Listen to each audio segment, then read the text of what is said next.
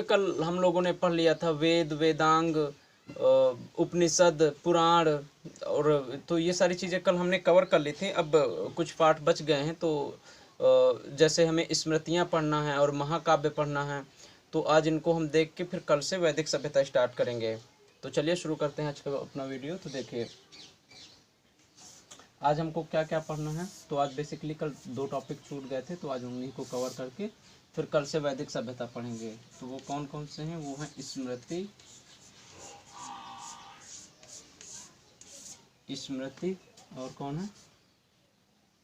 महाकाव्य।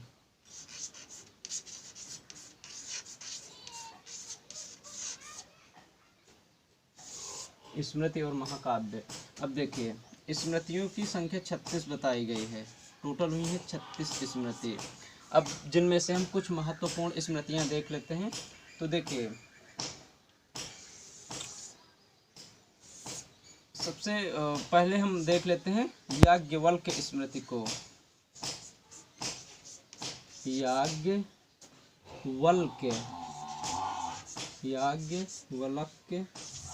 स्मृति। तो देखिए ऋषि रहे हैं एक प्राचीन वंश में, ये याज्ञवल्क्य।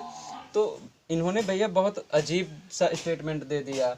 मतलब इनका कहना ये था कि जीवन एक बार मिला है, जो करना है तो करो, अय्यासी करना है तो करो, फुल छूट है। तो इन्होंने जुआ खेलना है तो खेलो, तो जुआ खेलने को इन्होंने उचित बताया है। अगर घर में पैसे भी नहीं है, पिज्ज़ा खाने का मन चले, समोसा खाने का मन चले, दूसरों से कर्ज लो खाओ।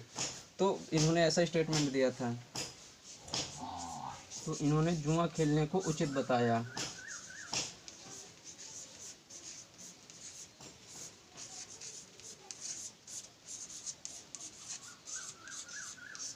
मतलब वो सारे कृत्य जो एक मनुष्य कर सकता है वो आप सारे कर सकते हो, फुल छूट है याज्ञवल्क्य स्मृति में। तो ये हो गई याज्ञवल्क्य स्मृति। अब देखते हैं हम कुछ और स्मृतियाँ।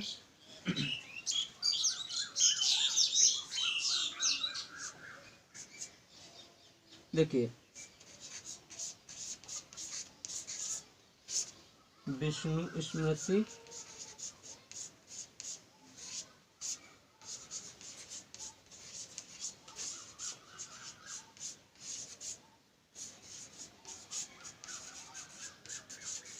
विष्णु स्मृति और नारद स्मृति से जो है गुप्त वंश की जानकारी मिलती है।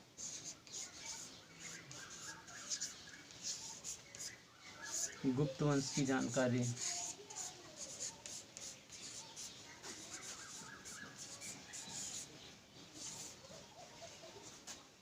अब हम देखते हैं मनु स्मृति। मनु स्मृति थोड़ा सा बड़ा है, इसीलिए मैं इसको लास्ट में बता रहा हूँ।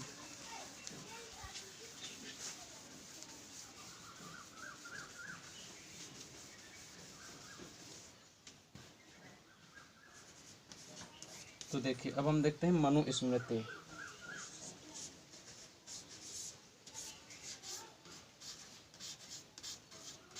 मनु स्मृति। अब देखिए मनु स्मृति क्या है। तो अगर पूछे कि सबसे पहली राजनीति की पुस्तक कौन सी है, सबसे पहली, तो वो मनु स्मृति है।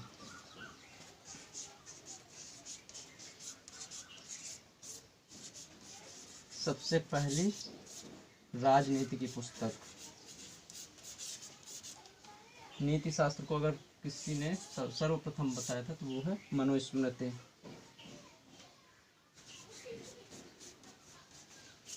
ओके। अब देखिए ये जो है मनु, तो इन्होंने कुछ अच्छी बातें भी कही हैं और कुछ बुरी बातें भी कही हैं। तो देखिए जो उच्च जाति के लोग होते हैं उनको इन्होंने वरीयता दी है, ऊंची जातियों को वरीयता दिया है।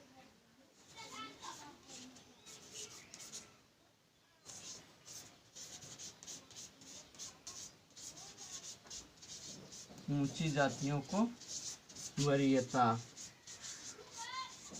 और निम्न जाति को और औरतों को इन्होंने नीचा बताया है।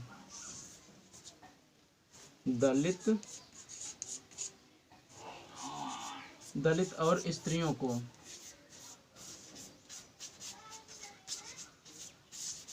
दलित और स्त्रियों को इन्होंने बताया कि ये निम्न क्वालिटी के लोग होते हैं, ये मतलब नीच होते हैं। और देखिए इसमें क्या कहा गया है, इसमें भैया 8 प्रकार के विवाह की चर्चा की गई है। मनुस्मृति में विवाह को 8 प्रकार से बताया गया है। तो इसमें कितने प्रकार के विवाह का वर्णन किया गया है, तो इसमें 8 प्रकार के विवाह की चर्चा की गई है।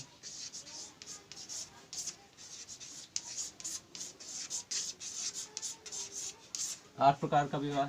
और इसमें एक जो सबसे बुरी प्रथा रही है इसकी, तो इसमें जो लड़की की उम्र बताई गई है विवाह करने की, वो है 12 वर्ष। 12 वर्ष की गर्ल्स, और लड़की की उम्र पता है कितनी बताई गई, 25 वर्ष।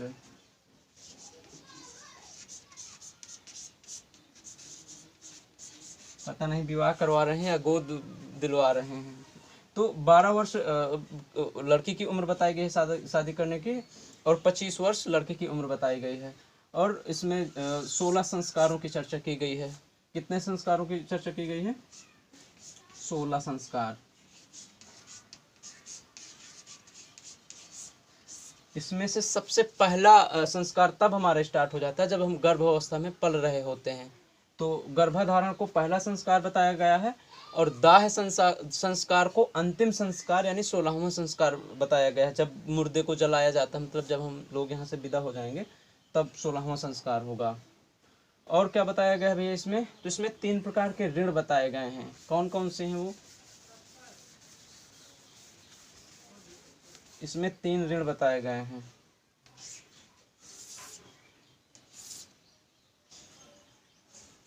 देव ऋण,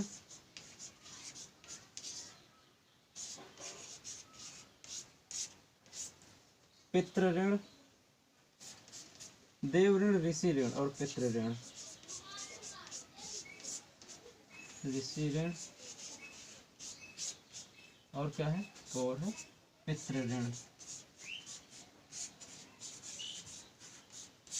इसमें 3 प्रकार के ऋण बताए गए हैं। देखिए इसमें कहा गया है कि मतलब हम जन्म लेते हैं तो हमारा भगवान के प्रति भी कोई कर्तव्य है, हम ईश्वर को याद करें, उसकी पूजा अर्चना करें। तो ये हो गया देव ऋण। और ऋषियों से तात्पर्य ये है कि मतलब जैसे हमारे गुरुजन हो गए, मतलब जो हमें ऊंचाइयों तक ले जाते हैं, जिनका बहुत हाथ रहता है हमें ऊंचा बनाने में, तो वो हो गया ऋषि ऋण। और पितृ ऋण तो जानते ही हैं कि माता पिता देखिए हमारे लिए कितने वही तो हमें जन्म देते हैं, सब कुछ करते हैं हमारे लिए, तो वो हो गया पितृ ऋण। तो अब मातृ ऋण भी है, लेकिन देखिए उस समय पितृ सत्ता ज़्यादा ही हावी थी, तो इसलिए इसमें पितृ ऋण की चर्चा की गई है। लेकिन पितृ ऋण से तात्पर्य माता पिता दोनों हैं यहाँ। ओके। और इसमें 4 प्रकार के जो है पुरुषार्थ बताए गए हैं।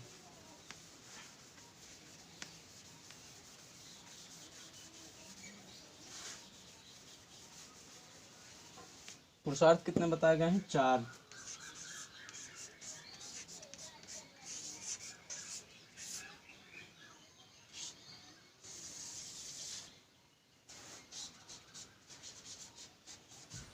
धर्म, अर्थ,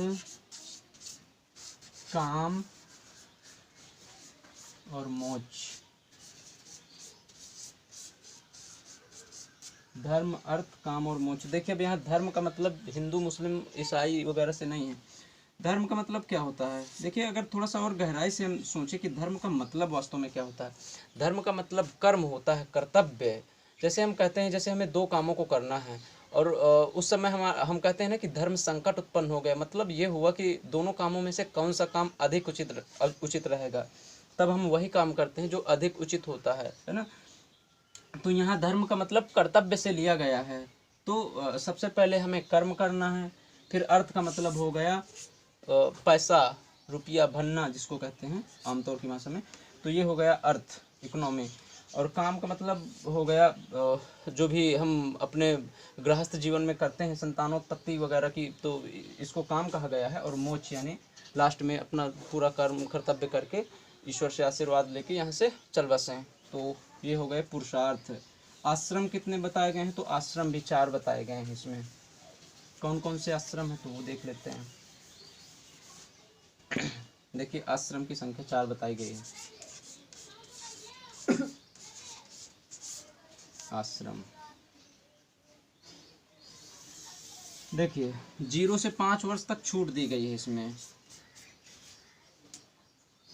0 से 5 ईयर इसमें छूट दी गई है। इसको क्या बोलते हैं? इसको बोलते हैं बाल्यावस्था।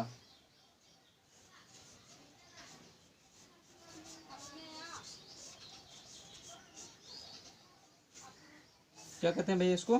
तो इसको कहते हैं बाल्यावस्था। फिर 5 वर्ष से लेकर 25 वर्ष, 5 ईयर से 25 ईयर्स, तो इसमें बताया गया है कि ये होता है हमारा ब्रह्मचर्य जीवन। क्या बताया गया है? तो ये है हमारा ब्रह्मचर्य जीवन। अब इसमें हमारा क्या काम होता है? तो इसमें तब देखिए जैसे आज हम लोग यूट्यूब में पढ़ते हैं, तब ऐसी व्यवस्था बिल्कुल नहीं थी। उस समय गुरुकुल होते थे और गुरुकुल में बच्चे पढ़ने जाया करते थे। तो उस समय मतलब विद्या प्राप्त करने को बताया गया है कि आप 5 वर्ष से लेकर 25 वर्ष तक विद्या ग्रहण करिए, गुरुकुल में जाइए। तो इसको कहा गया है ब्रह्मचर्य जीवन। फिर 25 से लेकर 50 साल तक, 25 ईयर टू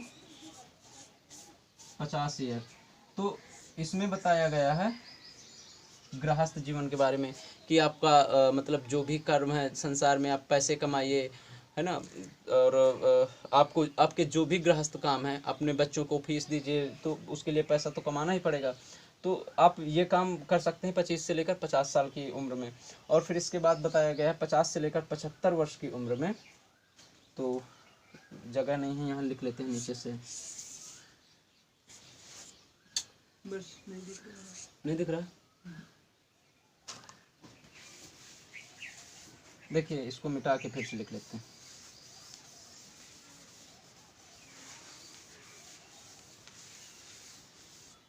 देखिए भैया इसमें 50 से 75 वर्ष तक,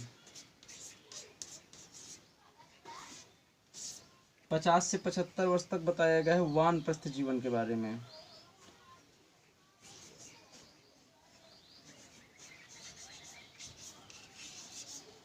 वानप्रस्थ जीवन मतलब समाज के लिए आप क्या योगदान कर सकते हैं, तो ये सारी चीज़ें 50 से 75 वर्ष की उम्र में कर लेना चाहिए। और फिर 75 ईयर से मृत्यु तक जो है सन्यासी जीवन व्यतीत करना चाहिए। जंगलों में जाइए, आप तपस्या करिए, वहाँ मोक्ष की प्राप्ति कीजिए। तो ये 4 आश्रम बताए गए हैं इसमें। तो देखिए जो ये स्मृति से बनने वाले, मनुस्मृति से बनने वाले क्वेश्चन थे वो हमने खत्म कर लिए। अब हम पढ़ते हैं महाकाव्य।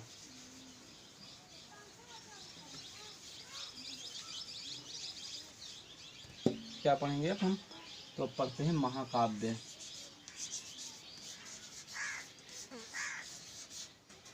हमारे 2 ही महाकाव्य हैं। कौन कौन से हैं? तो एक है रामायण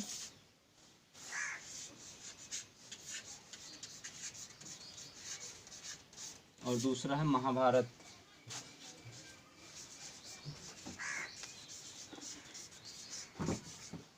एक है भैया रामायण, दूसरा है महाभारत। इसकी रचना किसने की, रामायण की? तो इसकी रचना की है महर्षि वाल्मीकि। महर्षि वाल्मीकि। कंफ्यूज नहीं होंगे आप लोग तुलसीदास से। तुलसीदास ने रामचरितमानस की रचना की थी। ओके, तो देखिए भैया इसमें जब ये इसकी रचना हुई थी तो प्रारंभ में इसमें 12,000 श्लोक थे। कितने थे? 12,000 श्लोक। लेकिन प्रेजेंट टाइम में इसमें कितने हैं? तो वो हैं 24,000 श्लोक। 24,000 श्लोक। और अगर देखिए रामायण को खंडों में अगर पूछे कि रामायण मतलब रामायण को खंडों में डिवाइड किया जाता है, तो उस खंड को क्या कहते हैं? तो उसको कहते हैं कांड। जैसे पढ़ा होगा बाल कांड, अयोध्या कांड, किष्किंधा कांड, सुंदर कांड, लंका कांड, लव कुश कांड, है ना। तो अगर पूछे कि सबसे बड़ा कांड इसमें कौन सा, तो वो है बाल कांड। बाल कांड में भगवान राम के बालपन से जितनी लीलाएं हैं तो उनको उसमें सम्मिलित किया जाता है। तो सबसे बड़ा कांड है बाल कांड। और सबसे महत्वपूर्ण कांड कौन सा है? तो वो है सुंदर कांड। और महाभारत में देखिए तो महाभारत में क्या करना है? तो देखिए महाभारत की रचना की थी महर्षि वेद व्यास ने। महर्षि वेद व्यास इसकी रचना की है महर्षि वेद व्यास ने। देखिए भैया इसमें जो है कितने श्लोक थे प्रारंभ में, तो इसमें प्रारंभ में इसका एक नाम है जय संहिता, तो उसको भी आप नोट कर लीजिए। इसका पुराना नाम क्या है? जय संहिता। जय संहिता, इसका मतलब होता है, जय संहिता का मतलब जीतने के नियम कानून। जिस पुस्तक में जीतने के नियम कानून लिखे हों उसको कहते हैं जय संहिता। इसमें प्रारंभ में थे 8800 श्लोक, 8800 श्लोक थे इसमें प्रारंभ में। अब कितने हैं वर्तमान में? तो अब है 1,10,000। कितने भैया? 1,10,000। तो ये है वर्तमान में। अब जिस प्रकार इसका खंड, इसके खंडों को क्या कहा जाता था? कांड। तो इसके खंडों को पर्व कहा जाता है। क्या कहा जाता है इसके खंडों को?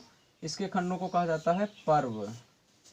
अगर पूछे सबसे बड़ा महाकाव्य कौन सा है इन दोनों में से, तो महाभारत को ही सबसे बड़ा पर्व मतलब महाकाव्य माना जाता है। अब देखिए पर्व पढ़ते हैं तो इसके खंडों को, इसके टोटल देखिए, महाभारत का युद्ध कितने दिन हुआ था? तो महाभारत का युद्ध हुआ था 18 दिन। तो इसमें अगर पूछे कितने पर्व हैं, तो इसमें 18 पर्व हैं। इसमें सबसे महत्वपूर्ण पर्व कौन सा है? तो वो है भीष्म पर्व। क्यों? क्योंकि भीष्म पर्व में भागवत गीता की रचना हुई है। भगवान श्री कृष्ण की और अर्जुन की वार्ता हुई थी आपस में। तो देखिए उसको नोट कर लिया गया है, और फिर आज भी वह पुस्तक हमारे बहुत ही काम की है। जब भी हम डिप्रेशन में होते हैं, मतलब कुछ करने का मन नहीं चलता, तो उसी का सहारा लेते हैं, और विदेशी लोग भी पढ़ते हैं।